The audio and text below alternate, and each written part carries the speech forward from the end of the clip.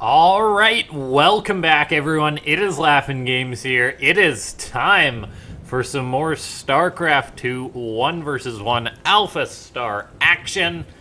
All right, so this video here today, we're going to be doing something a little bit different than the usual Alpha Star casts I've done.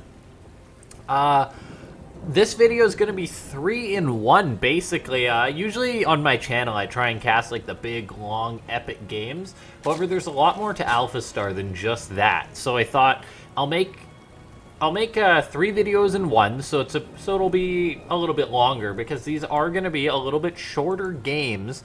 They're not going to be super cheesy necessarily, but they aren't like the super long macro games or anything like that compared to usual. So we're going to be having 3 times the Alpha Star, which I see just as an absolute win.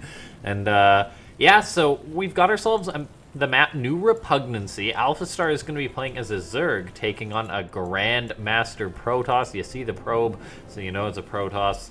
Unless it's a Zerg who's neural parasited a Protoss probe, but that just gets messy. Anyway, so yeah, ladies and gentlemen, just gonna say it, since we're having 3 Alpha Star casts in one for this video, let's try and break 13 likes. I was gonna say 3, but I think we can hit 13. Anyway, so yeah. Also, if you're new to the channel and you enjoy these Alpha Star videos, feel free to subscribe. Enough of that, though. Let's just jump on into this game here. We've got the Protoss players scouting out Alpha Star's base, just seeing what exactly is going on, like making sure that there's no cheesiness from the Zerg. However, if you know you're playing versus Alpha Star, I think you just don't scout at all. Alpha Star is known to never cheese, basically. I have not seen a game which it does. The closest that it gets, maybe, is like a Ling run by, or say pulling the queens for a roach attack. But that's usually not like a super aggro cheese or anything like that. So it really does go to show that Alpha Star is just plays straight up, which I think really is the best way to play StarCraft 2. Cheese is fun and all, it's strong and all.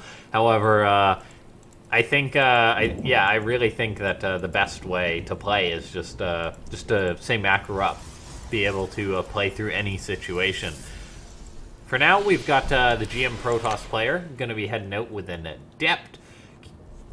Just going to be doing this cool shade. Never really looked too closely at the animation. Man, the StarCraft 2 animations really are beautiful. Just the way that everything looks. I can't wait if there's ever a StarCraft 3. Like they could just make StarCraft 2 the exact same, but then just give it all new graphics. And oh man. I mean, the graphics are still pretty good, but imagine if it's like we can zoom in even more, or there's even more detail or things like that. Oh, it would be like watching a movie while playing a game. Now, we take a look. This Adept shading on in, scouting out, making sure that Alpha Star is up to nothing too cheeky anyway. This Adept, not able to get that creep tumor, just continuously shading on in. Alpha Star, interestingly enough, this game, as the Zerg, has been able to secure up a 3rd base nice and quick, which is something that Alpha Star doesn't necessarily always do. It seems rather easy to block the 3rd, but this Protoss player didn't opt to do that. So it's just having up a normal timed 3rd, and really the main strength of Alpha Star is its ability to churn out drones. Like it is just a mad droning machine. It seems that every single game that it plays, it just gets up to a ludicrous amount of workers, and then just plays the game from there. These 2 Adepts, they get a bit of larva, but that's the only thing that went down. Doesn't even show up on the units lost tab. That's how unimportant larva is at this stage in the game. I mean, it's still pretty important for a Zerg. Before you Zerg players in the comments stand up and say, wait a second, larva is a big deal. It is, but as far as resources go, it's free, so nothing too major there. We've got the Oracle for the Protoss player heading across the map. A very standard Stargate opening here. All the while, Alpha Star is pressuring with its Lings a little bit. These Adepts are going to shut that down hard, though. And this Oracle, so far, it hasn't moved on in. But, oh, man, Alpha Star is double wrapping at this cast as it has gone for double Spore Crawler in the main. It says, I ain't having none of your Oracle shenanigans, as those main base drones are just safe. Super duper safe there. And we do see Adepts are moving across the map, though, for the Protoss. And this is where things could get a little bit dicey for AlphaStar. There is actually, like, no units out for AlphaStar, and the Protoss player is going for one of these odd move-outs with slow Adepts. Personally, I'm not a big fan of these attacks, but, I mean, it really is just the element of surprise, the unorthodox sort of timing that these attacks have that really makes them strong. The Oracles pick off one of the Queens, can definitely get a second, and these Adepts are still pushing on in. There's really nothing out for AlphaStar right now. These Adepts are actually just engaging the Queens to the front. They're going to run towards the natural. They're not actually getting as much damage done as I feel they could do, so these Adepts, while they kind of had a strong start, they didn't actually amount to getting a ton done. Now they're just starting to get a few drones. They then shade on into the main. Looks like a few shaded into the third. AlphaStar, though, isn't taking too big of losses. We've seen 7 drones go down. Maybe 1 or 2 more will fall. But for the commitment from the Protoss, that was no small attack. The Zerg player, though, did commit to a fair few units. AlphaStar has stopped droning for now, and it's actually just making units. This is making me think AlphaStar is going to counterattack.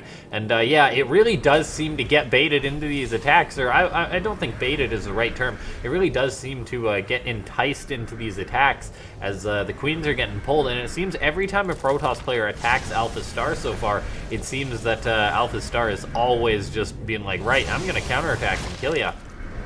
Now, I don't know how well this is going to work out because there's actually really no counter to these Void Rays in the sky. The Protoss player has made these. The Queens are out on the map, but I say no counter. The main reason for that is that there's really not a lot of actual Queens here. I mean, there's 6. It's not a small amount, but as long as the Protoss player can get up a few units, I think he should be able to take on these Queens. He's making the Zerg army stay back as these Queens slowly waddle across the map. This is buying so much time. The Protoss player, I think, wants to get up some more shield batteries. There was 1 going up. I think you want to get up some shield batteries to ensure that your Void Rays don't actually die. They really are priority number 1. If these Void Rays die, that is actually going to be it for the Protoss player. I mean, make no mistake, this Protoss player is in a very dire situation. The rest of his army is going to come in, and though I think he wants to try and focus the Queens, so the Void Rays, they can go unchecked if all the Queens get picked off, and so far we are seeing that. The Void Rays starting to work away on some of the Roaches, actually just melting them like butter, but oh no! Corrosive Ball's land actually connects with most of the Void Rays. If you were wondering how good is the Corrosive Ball targeting from AlphaStar, the answer is pretty damn good.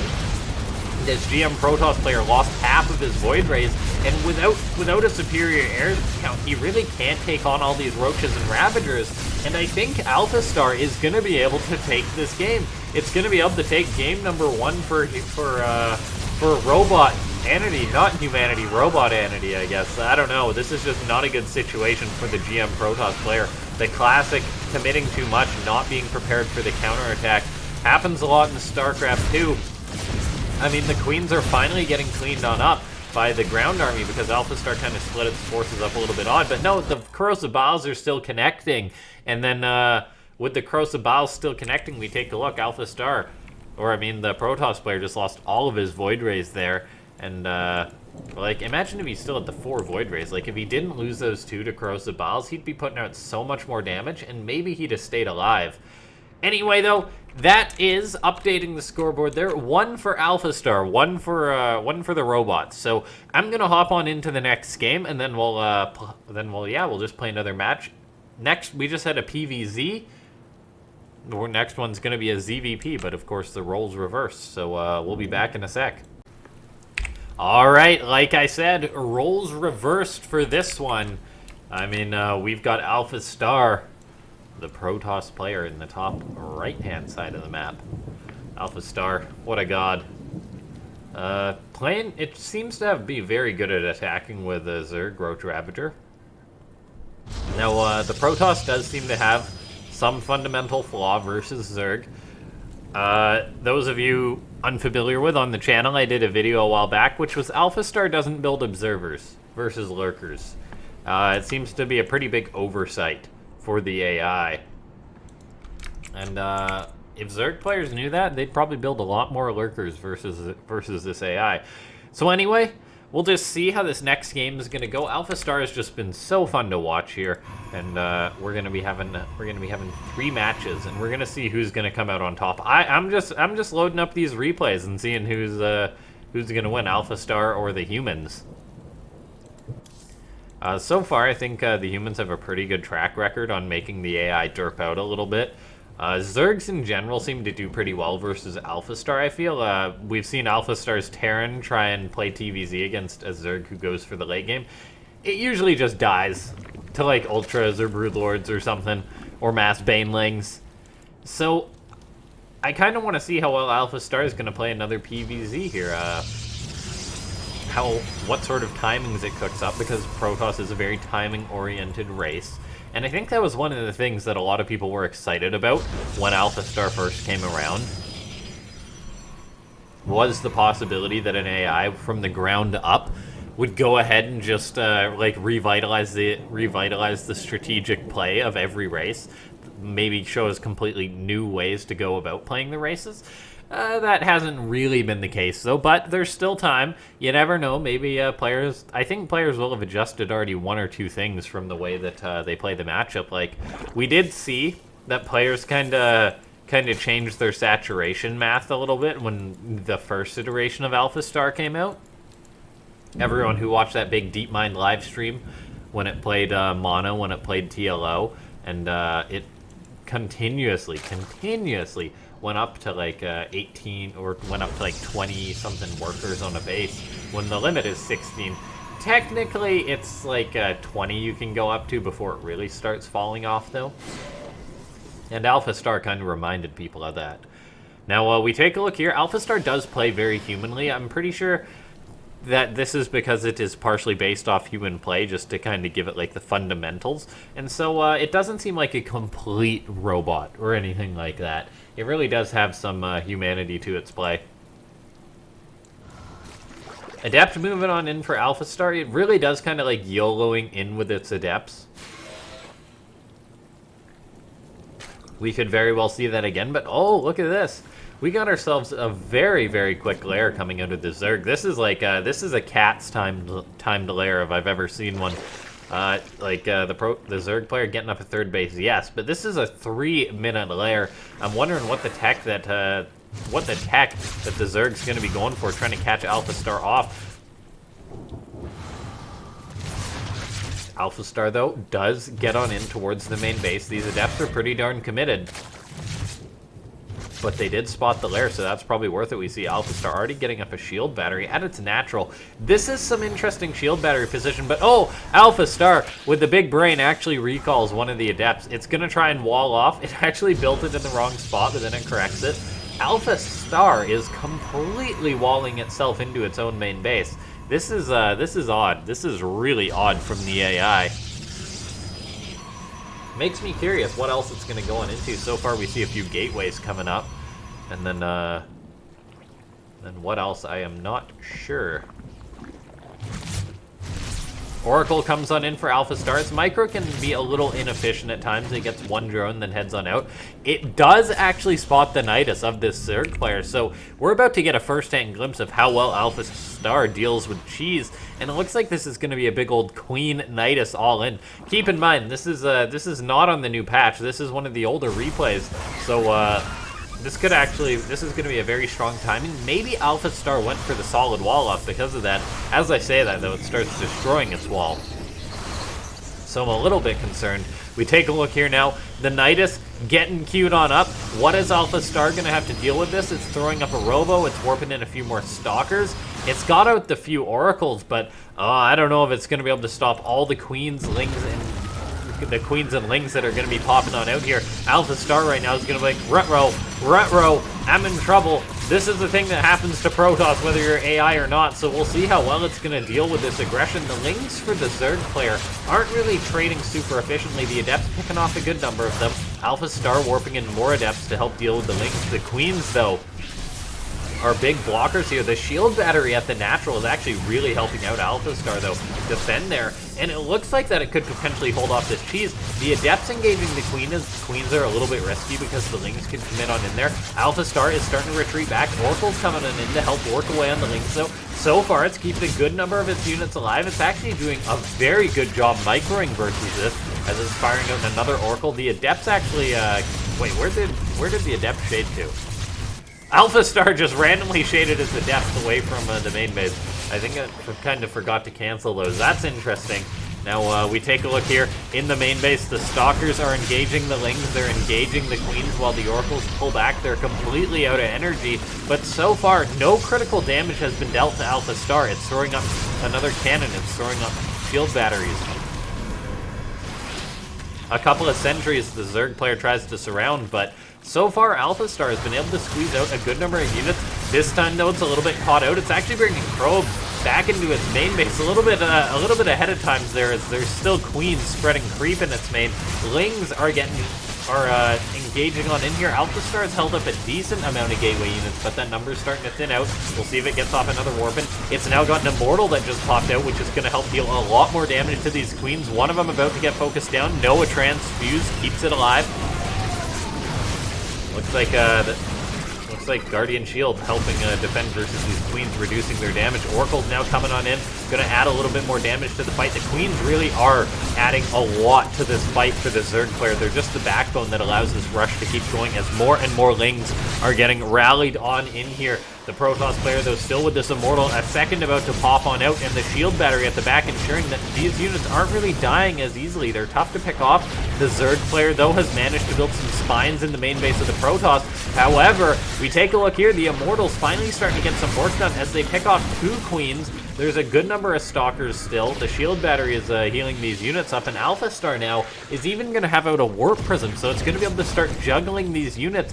And so far, this rush seems like it just has no end here, as the Zerg is just continuously pushing on in. AlphaStar now is starting to juggle its units, showing that it has that capability to keep its units alive using the Prism. The Zerg does focus down the Prism, though. However, I mean, it did commit into a lot of fire there. And so far, the most important thing right now is that AlphaStar hasn't died. Another Immortal is going to be popping out. Once that Immortal can really reach its high heights, it becomes quite troublesome for the Zerg. The Zerg, though, does manage to pick off one of those Immortals, so while one just popped out, the count still remains 2 here. The Stalkers have been added into the fight, though. Their numbers have grown. They're able to volley down the Lings. They're adding their damage onto the Queens. It's a close engagement right now, as the Zerg is relying on the Spine Crawlers to help anchor itself in the Protoss' base. While this is going on, AlphaStar is still building probes. It just builds probes non-stop. It's up to 53 probes on 2 bases here. The AI going full macro in a dire situation. Stalkers, though, Immortals out. It looks like AlphaStar is going to be able to hold this pressure, I think, shutting down this aggressive, this cheeky Zerg cheese. You can't cheese out AlphaStar, it says, as so far it's standing pretty strong. Looks like the Immortal count wasn't getting too high there as they got picked off, but no, AlphaStar still able to win that game. Like, it just held on long enough that the Zerg runs out of steam, and as a result, we've got Judgment Day coming as AlphaStar goes up 2-0 versus humanity. And ladies and gentlemen, we're gonna get on into one more game, and you might be like, wait, LaughNgamez, what? Yeah, you might be like, wait, LaughNgamez, you just had a PvZ. You've had Zergs and Protosses, two of each. Where is the Terran? And I say I'm gonna make it up to you by having ourselves another Terran versus Terran for the AlphaStar now. I mean, I was gonna cut the video, but we're just gonna jump right on into it, as if I have nothing to say at the end of a game, I might just do like a jump cut to the next video, since I got some feedback from you guys on that. But while I'm still talking and everything, I think, why not just load right on into the next game? It takes like 10 seconds. And if you were watching like BlizzCon or something, there's like an hour downtime between each of the games, so I'm not really fretting it too much, having like 15 seconds between my AlphaStar casts. But yeah, it's been a good fun casting AlphaStar. Oh man, I didn't screen these replays, but AlphaStar is gonna be getting cheesed again. It seems every TVT I've cast with it, it eats a lot of Reapers. So we take a look here. Terran player going to be proxying AlphaStar. I think, I think it really depends on whether the AI is able to scout this or not. Not unfamiliar from just like a normal build. As we take a look here, AlphaStar How's it going to open up? I mean, the last TVT game I cast, it was able to defend versus the Reapers in the cheese video I did. But that's because it scouted it. We'll see if it's able to scout it this time, as I have also cast a game which it just right out died to it. So it seems that proxies are pretty constant in AlphaStar's games, along with just human games. So we see AlphaStar, it sends out an SCV checking for these proxies. It does get worried about TVT proxies. But so far it has not looked in the right location. That game of cat and mouse is not going to go AlphaStar's way. Does it check more? Oh, it is going to check more. It's the last location it was looking at, but oh no, AlphaStar, okay, it does end up scouting for it. Very good for the AI to identify this. Every second matters when defending Reapers in TVT, so the heads up is going to be huge for the AI. And we see it's already thrown up another supply depot. It's building a bunker back at home in order to defend, while the Terran player, the human, is going to be starting to put pressure on, start rallying out those Reapers towards AlphaStar's base. And we'll see what he's able to get done. I mean, the bunker is already on the way. It's going to be timed pretty well, I think. That's not going to be canceled or anything. Oh, AlphaStar, though, could lose its Reaper. Does it dive it into the bunker? Does it dive it into the bunker? No, it doesn't. Oh, it's so risky. That was actually really close, because if you lose your first Reaper in TVT, it is a massive hindrance. We see now AlphaStar hasn't made a second Reaper. It actually went right into a Marine. But so far, I think for AlphaStar, it's already an alright spot. Once you get the bunker up, as long as you don't bleed off too many units or anything, you're in a fine spot. The Terran player, the Reaper player, does lose one of his Reapers, but is able to pick off AlphaStar's Reaper. It picks off AlphaStar's Marines as well. So now these two Reapers are unchecked in the main base of AlphaStar. And if AlphaStar loses a few more workers, it's actually going to be down in that count. It needs to be able to shut this down definitively, but oh, it might even lose its Hellion here. This critical Hellion. Oh, the repair, though, is good from AlphaStar. Repairing its Hellion to keep it alive. Doing a good job there. And as long as it doesn't take any more damage, I think it's going to be in a fine spot. But it did take some damage, so this proxy player is going to be pretty content with the damage he's done. The usual proxy follow-up is Cyclone, probably a starport. And then you go from there, and it allows you just to play the game out. And macro, as if it was a normal opening. This was a very cheesy opening, though, from the proxy human. He's now going to fly in a barracks, a very good scout. These Hellions for AlphaStar run on out, but the Reapers are enough to engage them. These Hellions, they kind of want to dive out. AlphaStar really likes sending its Hellions across the map, but it's like, oh man, there's Reapers there, I can't. Another Hellion is out. We'll see if it's going to send these out. It's going to do a bit of repairing. Then maybe it'll run them out. We'll see.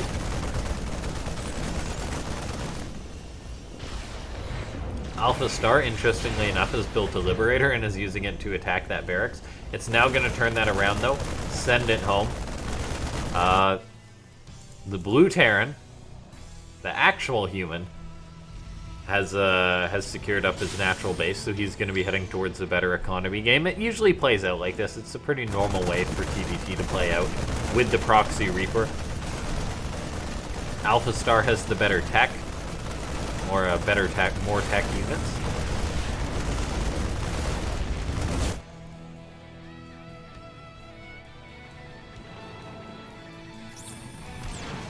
Hellions run on in here.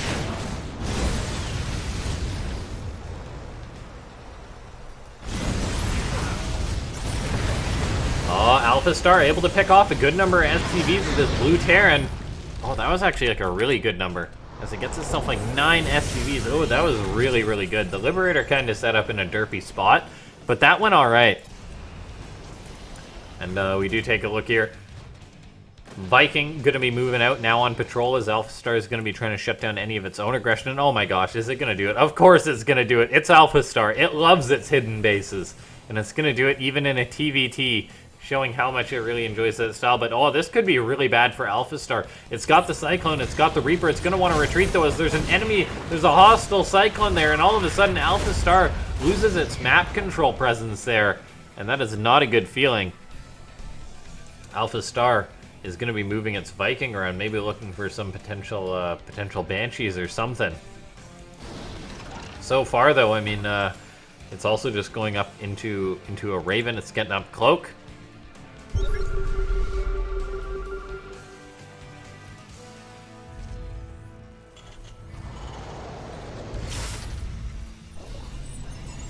Mule getting dropped down onto AlphaStar's main base. We'll see if it's going to give away its hidden base in the TVT. Oh, this is actually really bad for AlphaStar. I don't know. Oh, it loses its Raven. I don't know how it managed that. AlphaStar going full derp right now. Now it's building tanks and it's making Marines still. It's not going into stim. Oh, it does have some nice Viking harassment going off. Gets like, got itself another 5 SCVs there. Nicely done. I did miss that on the screen. We take a look here. Siege tanks and Marines out for AlphaStar, but it is a non-stimmed army, so it's nothing too terrifying. AlphaStar is actually, oh my gosh, it actually pushes out and secures the runway for its SCVs to run to the hidden base, but oh no, AlphaStar, its hidden base could eventually be spotted, and it looks like it is, and oh, this is disastrous for AlphaStar. Its economy is just going to be getting shreked right now. I don't know if it's going to try and save it or what, but those Reapers are going to have a field day just massacring these SCVs. Yeah, AlphaStar is learning the hard way why you don't go for a hidden base. It was almost so close too, but the Reapers were sharking about, and now AlphaStar is not really going to be mining there at all. And the Terran player, the human, who has built his base in his actual natural, seems to be triumphing in the economic position. AlphaStar having a really tough go at it. It's losing its Viking. This Cyclone picked off a Raven, picked off a Viking. The Reapers are still giving AlphaStar grief. It really doesn't seem to have a grasp on TVT. I mean, its harassment seems to be alright, but everything else, I'm not too sure. AlphaStar, I mean, it's got itself a decent army. It's got a few tanks. It's got a good number of Marines out, but still, it's down on army supply. It's actually going to lose a siege tank here, it would seem, to the Cyclones. It's running its tanks out by themselves into the enemy army. It's going to lose most of those units. It's got out some Marines, but they're now going to be engaging these auto turrets. And AlphaStar, I think, is just done here. So humanity is not going to go down without a fight. We take a look at this game right now, and AlphaStar is kind of getting shreked, and it's really showing why you don't go for a hidden base in a TVT. And yeah, I don't really see it stopping this army. It might have out a siege tank, but it's still contained on one base. And with all these Ravens, yeah, AlphaStar is toast. It's gonna get one of the Ravens, yeah, but there's still tanks on the low ground. There's a higher Marine count. The Terran is on a third base. The human Terran is on a third base, I should say. And as he's pushing on into AlphaStar's main base, that's generally when you know you've won the game. Right now, he's like, why is this player not GGing? AlphaStar seems to have the longest GG timings as a Terran. It really is playing like a human in that sense. As it lifts off its command center, it just doesn't GG AlphaStar. The most BMAI there is. It still thinks it has a chance as it floats off its command center, as it floats off all of its buildings here, and it runs its SCVs. I mean, it's got the hidden base. Can we really count AlphaStar out when it's building not one, but 2 starports and a barracks at its hidden location? This human right now is like, what are you doing, guy? What are you doing? The chat from these replays has been removed right now, but this GM player who's taking Banshee harassment at this stage in the game is still like, oh, come on, man. You're dead. This game's over. Get out. GG. AlphaStar trying to harass, but loses those 2 Banshees. The one tank is engaging SCVs. The one Marine is helping, but he does die. The Terran player is Vandermuling AlphaStar. Does AlphaStar lose morally? Yes, it does, as the mules drop down onto it, and humanity does take one of the games, so showing that AlphaStar still has close games. And ladies and gentlemen, thanks so much to everyone for tuning on in. This has been another of these AlphaStar videos. I know you really enjoy them, and I enjoy doing them. So, yeah, if you enjoyed it, make sure to press that like button. Of course, if you're new to the channel, make sure to press that subscribe button, as you'll get notified whenever I put out those new videos. There's also that bell icon, which actually does make sure you get like a Google notification or whatever whenever I put up a video, which is a pretty good idea to press, I think. And yeah, I'll see you next time. Thanks for watching. This has been LaughNgamez.